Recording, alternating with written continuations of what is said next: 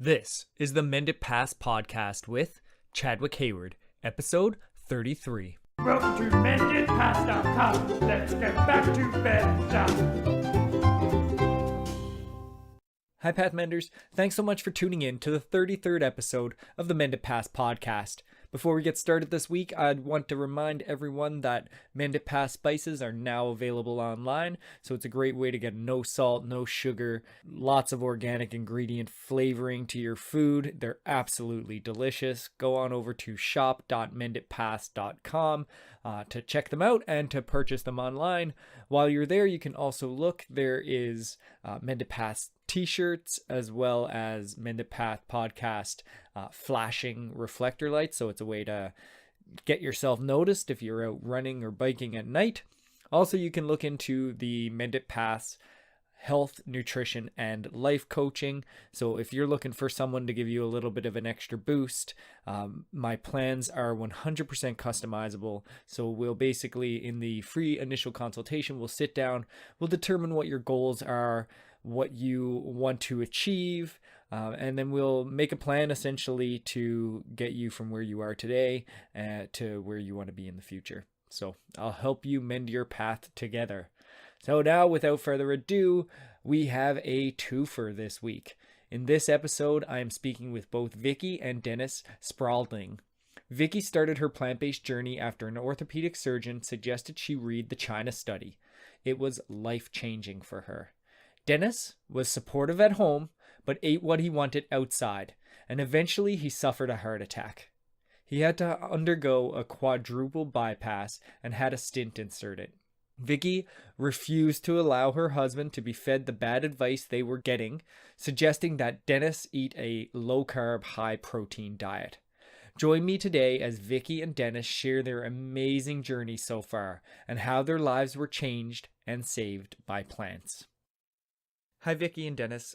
Welcome to the show. It's great to have you both on. Hi, we're happy to be here. Yeah, it's my first time interviewing a couple, so I'm interested to talk about both of your transitions to a whole food plant-based diet, but also the dynamic that happened between you two, because you guys didn't transition at the same time. But so do you want to tell me a little bit about what your life was like, say, in 2011 or before both of you transitioned? Or either of you transitioned, I mean? Okay, well, I'll start because I did first. I thought my life was pretty good, actually. I was a gymnastics coach, which sounds incredible, but I started my gymnastics career at 50. I've never turned a cartwheel in my life, but I was a kinder gymnastics coach because I'm extremely good with kids. And I had been doing that, probably about 8 or 9 years at the time. And I thought I was pretty good health-wise. But when I'd wake up in the mornings, I would be achy. My hands would hurt a lot. My knees bothered me. My back bothered me. I had had issues with digestion in my stomach my whole life, but I thought that was normal. I mean, I thought what was happening with me was the way everybody was. I had high blood pressure, but overall I thought I was pretty healthy. I was, 60 years old, or almost 60, and I thought, I'm gonna probably have diabetes. My family, I had family history of diabetes, and I thought, well, I'm getting arthritis. That explains the stiffness in my joints. My mother had lupus. I, was very thankful I didn't seem to have that, but I just thought I was, following what was happening. After you get over 50 years old, you start to fall apart. That's what I thought was normal. And then I had broken my arm, and my doctor, Dr. Irvin Sani, he treated me for almost a year over my broken arm because my body rejected the metal plate he put in it, so we had to redo new surgery, and so this went on. And my last visit with him, I sat down and I said, you've been such a terrific doctor, and I think, I'm probably going to need to come back to you to talk to you about my knees, and my back bothers me a lot. And he's an orthopedic surgeon, and he said the strangest thing to me. He said, he sat down and he reached out and touched my knees and he said, "Tell me what you eat." And I thought, that's the most bizarre question ever. And at the time, I had been a Weight Watcher member for years, never successfully losing all the weight I needed to lose, but, I was trying. So what did you tell him? What were you eating at that point? I was eating chicken and fish. I didn't really eat beef, hadn't for years because of Weight Watchers. And I ate, fruits and vegetables, and I tried to stay away from, processed things, like, with a lot of sugar, cakes, donuts, that kind of thing. I didn't eat that kind of thing. So, but I thought I was eating fairly healthy. I was trying to make myself eat, yogurt. And because, during that time, that was kind of when Weight Watchers in the whole country was pushing, you had to have dairy to lose weight. But my whole life, I had not liked dairy products. I had not liked milk. I fought my mom over drinking milk my whole life. My grandpa was a dairy farmer, so I was kind of doomed. So anyway, after that conversation with him, he said, "Well, do you like to read?" And I love to read. So I said yes. He said, "Well, I want you to go home and get the book, The China Study by Dr. T. Colin Campbell, read it, and then let me know what you think." So I went home that afternoon, and being the good little patient, I downloaded The China Study onto my book reader and started reading. And that book changed my life right then and there. That day, I have not had an animal product or a dairy product since that day. Oh, wow. I started reading, and I could not stop because it was describing my life. It described how I felt. It described the way, what was wrong with my digestion. It described why my mom had lupus. It described, I'm like, oh my gosh, this, and then it started. I got to the part where it talks about milk being a promoter of prostate cancer. And Dennis at the time was drinking, I don't know, 3 gallons of milk a week? 3 or 4 gallons a week. Oh, wow. Milk. Yeah. And I got up and I went literally running through the house and screaming, telling me, "We will not have that stuff in this house anymore."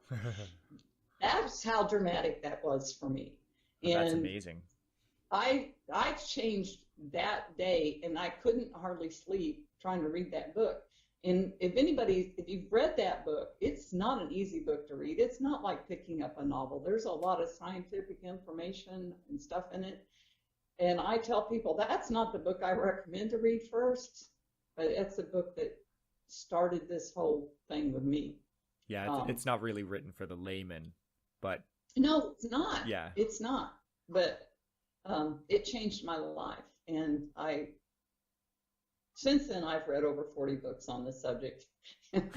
I just went wacko is what I did, but I'm so happy that I did because I've been able to help so many people, and we're together now. We're trying to help a lot of people. But once you get a taste for it, you just want more and more, right?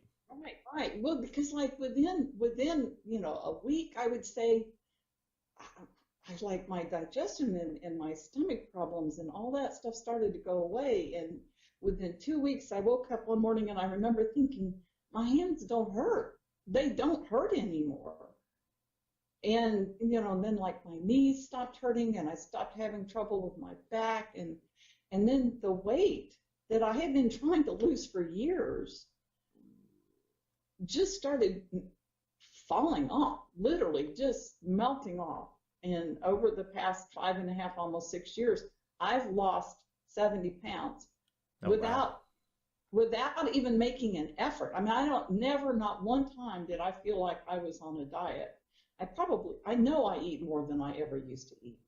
I eat tons of food, tons of potatoes and vegetables and fruits, and I'm never hungry because I eat all the time. Big bowls of oatmeal with a cup of berries on it. I eat all the time. And yeah. So your change was profound and your results were profound. Oh yeah. And so you said you were eating like a relatively healthy, sad diet before. Yeah. So was there really that much of a change for you when you first adopted? What did you switch? Well, obviously, I quit eating any meat products. Yeah. I quit, any dairy products.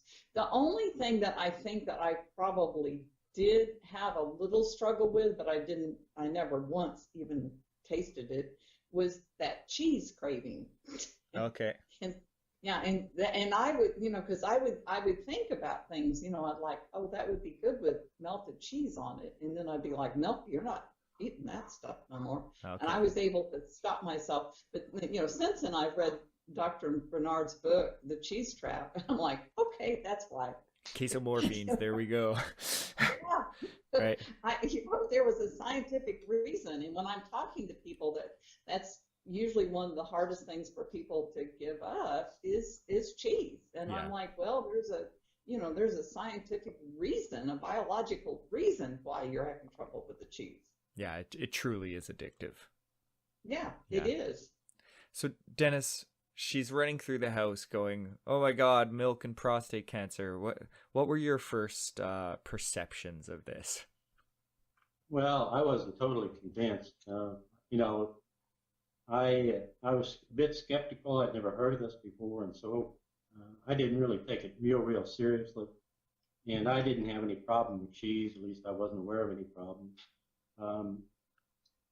I basically ate whatever she fixed, and then in addition to that, I would go buy a pizza or I'd go buy a hamburger or whatever. So if we went on a trip, oftentimes I would get whatever she got. So,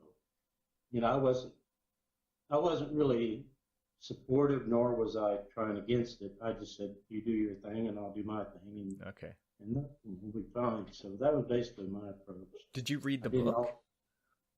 No, I didn't really read the book. No, I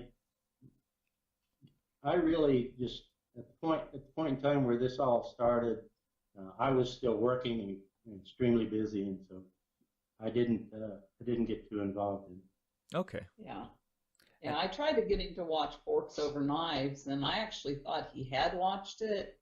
I'd watched excerpts of it, but I'd never watched the complete movie itself.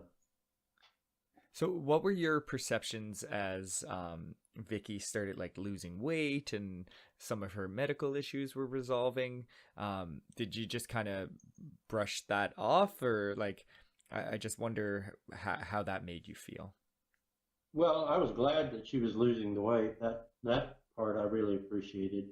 With regard, physically, I couldn't see anything physically different in her, in that, the pain in the hands was something that I was aware of, and I thought, well, that's good. But I don't have pain in my hands, so I thought, well, that's not applicable to me. Okay. So.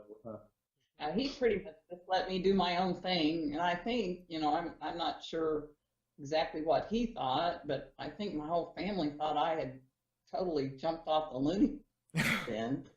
Really, the teasing and everything I went through was relentless, and I think they all thought it was just a phase. Okay. I really think, I think they thought it was. Yeah. That must have been hard, where after drinking from the well, to see others around you continuing habits that are not health positive. How did you overcome that difficulty, Vicki? I probably really haven't. Oh, you haven't? Okay. That's hard. That's true. I'm better with it than I was. My daughter and her family are really working hard at changing. My daughter's done I'd say probably 90% change. Her husband, who we love like a son, one of the best people you'll ever meet. I wish he did better. I think when he's away at work and stuff like that, I think he still eats bad. The oldest daughter, the one that's away at college, she's trying. She still goes out with her friends and eats things she shouldn't eat, but I think she's starting to see. She'll fix at home when she's in her apartment. She fixes baked potatoes and sweet potatoes and corn, and she'll send me pictures of what she's doing, and she's making an effort. The grandson, we've got him doing lots better. He was totally addicted to cheese pizza. Last week, I fixed him a pizza here, and I did the diet cheese on it and shared it with him and his girlfriend. And his girlfriend is lactose intolerant, so she was very appreciative. And then we watched What the Health together with them, and they're making an effort, so that's good. Our son, we haven't been able to reach them yet, but they probably eat kind of a healthy version of a SAD diet, kind of like I was doing before. So they're not, they don't do a lot of junk food or anything, but it's still hard. And then, this summer when I went to visit my brother, he's basically on a keto diet, and that nearly did me in because, our dad died at 63 from a sudden heart attack. I don't want that happening to my brother. I love him. I don't want to lose my brother. So it's still hard when I see people I love. So but I just try to help as many people as I can, the people that will listen to me. So yeah, like when you're interacting with your brother who's on this vastly different diet, does the conversation just not come up, or Oh no, it came up because his sister can't shut. Yeah.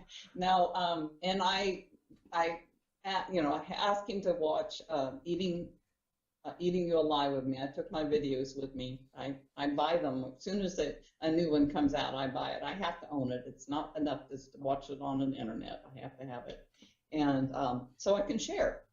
Yeah. And he did watch it. The problem with him is his doctor put him on this stupid diet. Oh. And so I'm not just kind of arguing with my brother. I'm arguing with this doctor. And that, people, you believe what your doctor tells you. Absolutely. I mean, yeah, there's my doctor told me to read that book. They've gone to school, they've had all this training, and you think they know, but they don't. So many of them don't know anything about nutrition. I was so lucky, and we're so thankful to Dr. Sani to, telling me to read that book. Yeah. Because my husband probably wouldn't be here if it hadn't been for, me knowing what I know. Yeah. And helping him. Yeah. So Dennis, you continued eating the same way for, what was it? It was about 4 years until you had some rather serious medical issues crop up. Do you want to tell us a little bit about that?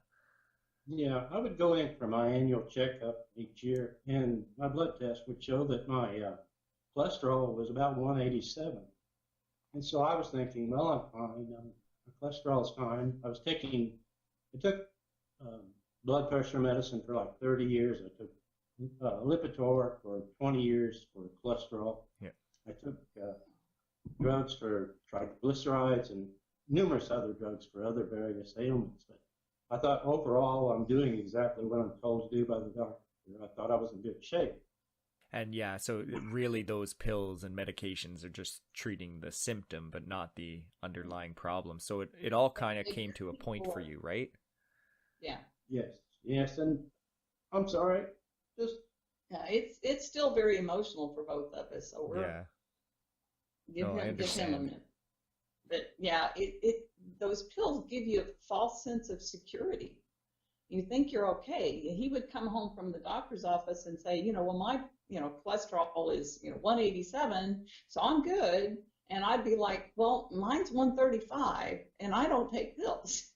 Yeah. So I would say that's all chemically induced. You don't understand. Because by this time, I had read, maybe 20 books and had, gotten on board with Dr. McDougall, and I had read Dr. Caldwell's book, Prevent and Reverse Heart Disease. I had, I just, anything I could find, I picked up and I either bought the book or downloaded it to my reader and I read it. Yeah. So I knew what he was telling me was not working, but he, I think, still thought, well, that's just my crazy wife. So, I think. But then I woke up 4:30 one morning and was having a heart attack and told Vicki I needed to go to the hospital.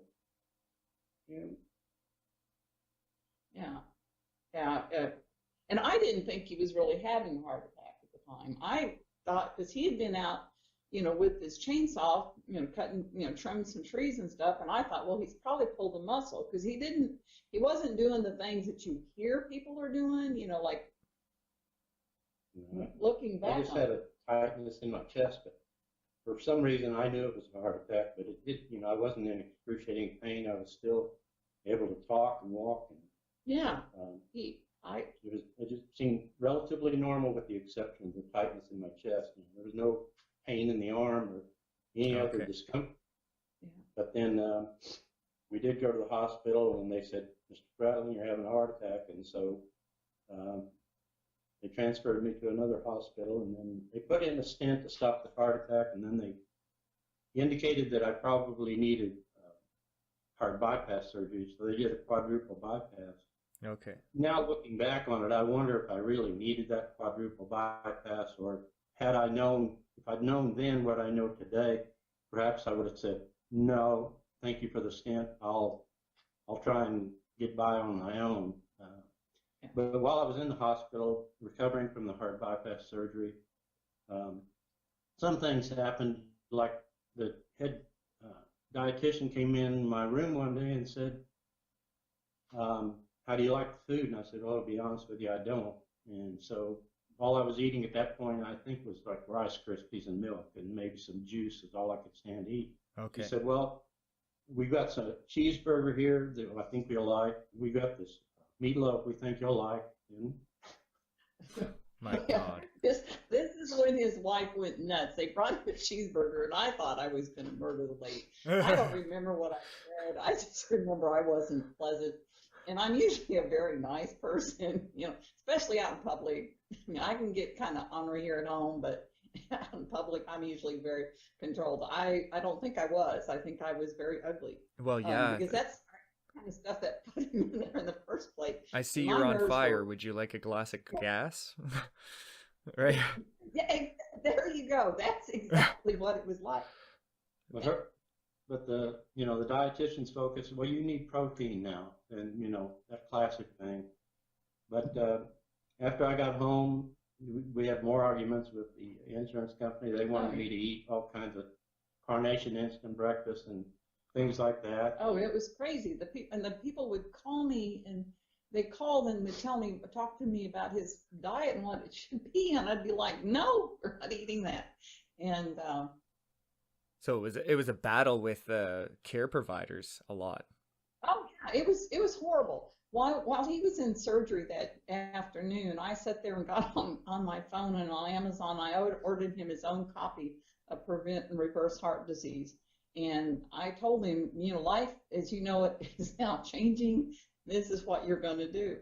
And it was no more choice. You were giving him an ultimatum at that point. And that's what I tell people. Well, when he's not eating that way anymore. When he comes home, this is what we're going to do. And the little nurse, they send a little nurse out after you've had a surgery like that, and to, I guess, check on, what your environment's like and what you're doing and see how you're doing, and they, check, and stuff like that. And so, she came, twice, I think? Oh, yeah. 2 times, and she called, and we argued. We had an argument every time she came. I, threw the book down on the table and said, this is what we're doing. And she did not agree with it. But it really wasn't all that simple, in the sense that I didn't really read the book, and I was in a lot of pain and suffering, and it wasn't until you sent an email. Because he said something to me one day after we'd argued with the little nurse out here, and the insurance company, telling me that, he needs to be eating lean proteins and all this kind of stuff, meaning meat. Yeah. And so he said to me, he said something like, well, maybe they're right. They're doctors and, medical people. And I was like, no, they're not. And I was so angry. So I sat down and I sent an email to Dr. Not ever expecting to hear anything, but Dr. Esselstyn, Caldwell, Esselstyn, anyway. There you go. Dr. Caldwell Esselstyn. Yes. Yeah. I always had trouble with his name. And then I sent one to also Dr. John McDougall. And I said, I need help because I don't know what to do. I'm, fighting all these people. I told him our story. And that very afternoon, Dr. Esselstyn called us and he said, well, let me talk to him. And He didn't talk directly to me. He talked to me. I think you didn't really want to talk to him. But anyway, he called and he said, this is what I want you to do. I want him to watch Forks Over Knives. I want him to read my book. And I want him to look at some articles, more recent articles that he had written. And I said, okay, we're going to do that. And he said, I'll check with you next week. And that was the point where I said, oh, God, this guy's going to call back next week, and I've got to read this book. You were given a deadline by the teacher. Yeah. Yeah, until I felt like I had to read that book. And then so I sat down and read the book, and then I was a believer. Yeah. And so that's all it took was one book. Yeah. Well, plus the pain and suffering of the heart attack. Of course. And the bypass surgery, all of that. But the book was the final straw that said, okay, now I know what he's talking about. Now I see what he did in his studies and his work, and how those folks reacted and benefited from it. So that's when I decided, okay, I can do this. Yeah, and then I wouldn't say things were easy after that, because for the longest time after his surgery, you didn't have, your taste buds were messed up.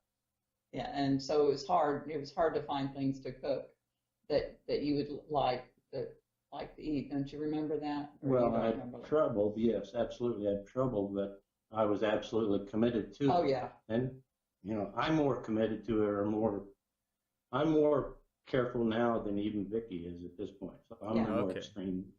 Yeah, he is because I will allow myself to have, black bean brownies once in a while. Okay. Of course, and there's a lot of maple syrup and sugar in there. I'll allow myself to have stuff like that. And he doesn't, because I won't accept any added sugar, oil, or salt. And I think at all. Yeah. I don't do any oil. I don't do any added oil. And that's interesting. Interesting is, well, that's when you really throw people off, when you tell them you don't do oil, and they go, well, not even olive oil. And I'm like, no. And then you have to try to explain that to them, and they're, But olive oil is a healthy oil, Vicki. Oh yeah, that's weird. Now I got into a long discussion with a lady on the internet about that the other night, that I was like, okay, woman, I'm not sure where you're coming from, but because I know where to find all the information, and I know the facts, but she and that poor lady's still in denial. So. Yeah. Well, it's really hard to change anyone's mind on the internet. Right? Yeah, it is. And as this story shows, like it's hard to change the mind of someone in your home, right? So, yeah, no, it is. It is very hard, and that's why I have a lot of moms or wives that are willing to do this and want to do this, but it's usually the husband that is, they're hesitant, or they don't believe it, or they think they're going to, lose all their muscles because they're not eating meat, or, there's just, you hear all these things, and I'm like, oh my gosh. Yeah. And that's why, I think, because I first started trying to get, trying to change people or get them to see the light. And I talked to a couple moms groups and worked with some people. And then I started having people come out to our house once in a while. And then, this starting in January of this year, I was having 2 or 3 people a week come out here. And it kind of got to the point where it was kind of out of hand. And then Dennis started kind of joining me and talking to these people too.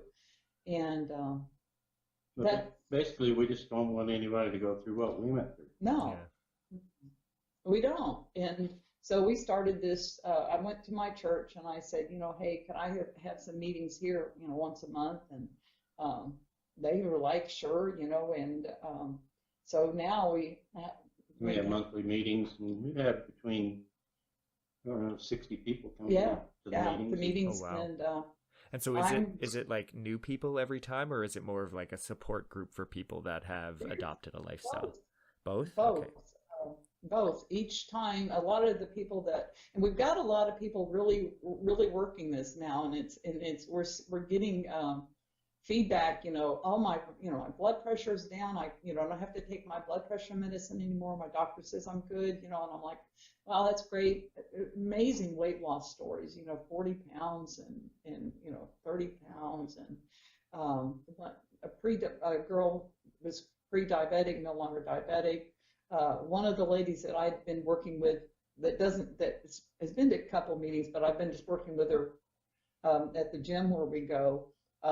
She's no longer on diabetic medication just because she listens to me, Yeah. And so it's very rewarding when you see these changes. One lady had fatty liver disease. Yeah. We had one lady that we're working with that's got fatty liver disease, and her liver enzymes are returning to normal. She's almost well, and no longer pre-diabetic. And it's so rewarding. And so I'm taking on another challenge now. I'm going around to our local restaurants. I'm trying to do 2 to 3 a week, and I walk in with my my whole food plant-based list of foods we can have and things that we will not eat. And I'm talking to these restaurant owners and managers and saying, please, my people need a place to eat. Yeah. That's awesome. That's one of the hardest things is, you lose that social aspect, especially, we live in a little South Texas town.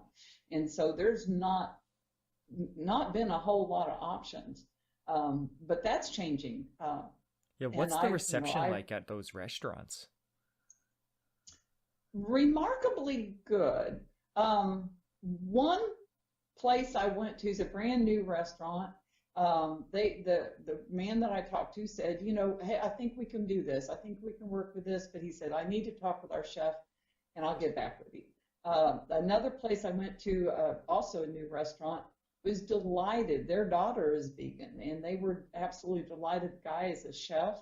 He got so excited. He started pulling things down and showing me things and telling, I can do this. And, he said, I'd be happy to cook without any oils. Oh, that's awesome. Because he's a chef. So he's real excited. So I went right online and started promoting them, Another restaurant, the lady was super, super sweet. She was like, I'm going to see what I can do, but she's trying to run a full service restaurant out of an old Kentucky Fried Chicken place. And she said, my kitchen is so small. Oh, but okay. she sat there named, she said, my dad has diabetes and heart disease and all the, she started naming all these people. And she said, this is so important. And the last thing she said to me was, I hope that everyone will at least take the time and listen to you, and I hope many of the restaurants in town can make some changes for you. And she said, I'm going to see what I can see if there's something I can figure out to add to our menu. So, her knowing people that are already suffering, she saw what I was talking about. Yeah. And with that, I'm taking them, I write each one of them a letter explaining who I am and what I'm doing. And I give them a list of, the permissible foods and, ask to be cooked without oil and stuff. And then I guess it's like a handout that I give to all my new members that come to the meetings. And it lists, like the documentaries and, some of the books I've read and, places to go on the internet to get recipes and YouTube videos that are very helpful. Oh, so awesome. I give that to the restaurant owners also. And then that way I tell them, and then, if you want to know more about what I'm talking about, look at this list and, in your spare time, maybe watch some of these videos. Because I figure if they know the truth, that might help them make some changes in their restaurant also. Yeah. So how long was it, like, when did you start trying to do more of this outreach just outside of your own, like, friends and family? Probably a year ago is when the first, or maybe, probably about a year ago, because I I put out on Facebook, I said, I'm going to be doing this. And I think that first night that I had people, I think I had 6 ladies come. And I cooked them a meal, and we watched Forks Over Knives. And I gave them a little bit of information. And then also I did 2 talks at MOPS meetings. Mothers of preschoolers. Yeah, mothers of preschoolers. Okay. And I printed out all this stuff for them and took them there. And then we watched a couple YouTube videos by Dr. McDougall. And then, I just constantly telling people, if you want to know more, you come out to my house. And then, like I said, in January, we started having about 2 or 3 people a week come. And then we had a family come, and the complete strangers. I'm not even sure where they came from. They're lovely people, but that's when we decided, okay, this is we're kind of, getting too much going on at our own home. We need to get this there. So the first meeting that we had at the church, myself and my daughter and the church nurse and one other lady did all the cooking for these people, and we had. But the church has been extremely supportive in allowing us to use their facility, which we had like 60 people that first meeting. Yeah, that's amazing. So it is. And if like I said, it's a little South Texas town, so it's. When you say little, how little? Like what's the size of your town? In the city limits itself, roughly 25,000. Of course, there's other people around, but. Yeah, that's fairly small. That's quite a turnout for a relatively small town. Yeah. Right. Yeah. And it's funny when I first did this. I mean, like I said, the teasing was crazy. It really was. And at times it was almost hurtful. I've got a pretty strong backbone, so I didn't let it get to me. But some of those very people that used to tease me now come to me and ask for help. And some of them are coming to our meetings now because they see, hey, she wasn't just blowing smoke. Yeah. The girl knows what she's talking about. And you've lost total 70 pounds. Yeah, I've lost 70 pounds, and I look, I can wear the same size I did now before I had kids, which I didn't think that ever happened. I've only lost about 35 pounds, but still. Yeah, he didn't have that much to lose. And people have said to me many times, well, he didn't look like he didn't look like the typical person that has a heart attack that you think, really overweight person, and it could be body composition changes as well, right? Like you could have lost more fat and just gained more lean muscle mass as well, right? Without absolutely. I think that's true. When we were home in Illinois this summer and visiting my brother, my cousin, who is a doctor, said, and he wasn't really interested in any of this, which was kind of disappointing too. But one thing he said, Vicki, you look really strong. And I said, I am. I'm a lot stronger now than what I used to be. Physically and stuff. And I don't know that I don't think I look like I gained a lot of muscle, but I think I probably have. We still go to the gym 3 days a week, and so we do exercise in addition, but predominantly it's been change in diet. So did you start exercising after the food change, or was it before? I was exercising before. I've gone to the gym 3 we do mornings a week. water aerobics. She's been doing that for a long time before she changed the diet. And like I said before this, I was a gymnastics coach, so I was I was coaching 3, 4, 5, and a few 6-year-olds, and I was spotting them and stuff like that. So I was doing a lot of lifting, toddler lifting. And a lot of running, because those toddlers can get away from you and be across that gym and nothing flat.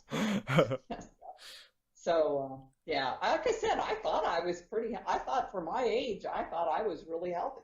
Yeah. Other than being, I was overweight and, aches and pains, I just thought, well, this is what it's supposed to be. And so you're both off all medications and everything now. Oh, yeah. Yeah. How long? Because I think you were taking up to 10 medications, right, Dennis? How long was it Yeah. before you got off of yours? I did it very gradually, quite frankly. I would go see my heart doctor or cardiologist, and so it was a very slow process for me. I think it was probably over a year before I completed taking all medications. But they would cut down my blood pressure medicine because my blood pressure was dropping, and so then I would get lightheaded because It got too blood low. pressure would be cut. Yeah. But I did it slowly. I wanted to make sure that I had everything under control before I did it. Yeah, and that's totally prudent and reasonable. Yeah. On my own, I just quit taking mine. I was like, I'm done with this. And it probably, I don't know, probably a few months in, I was like, I don't need this anymore. Okay. Just quit, which was, probably not the best idea. So I don't tell people to do that. But it worked. I mean, I'm fine. I'm absolutely fine now. Yeah. So in Texas, how do you find the cost of groceries? Has your grocery bill gone up, stayed the same, gone down? oh, it went down, I think, tremendously. Yeah. Even with the increase in volume of what you're eating? Oh gosh, yeah. Because what we're eating now is so much cheaper now.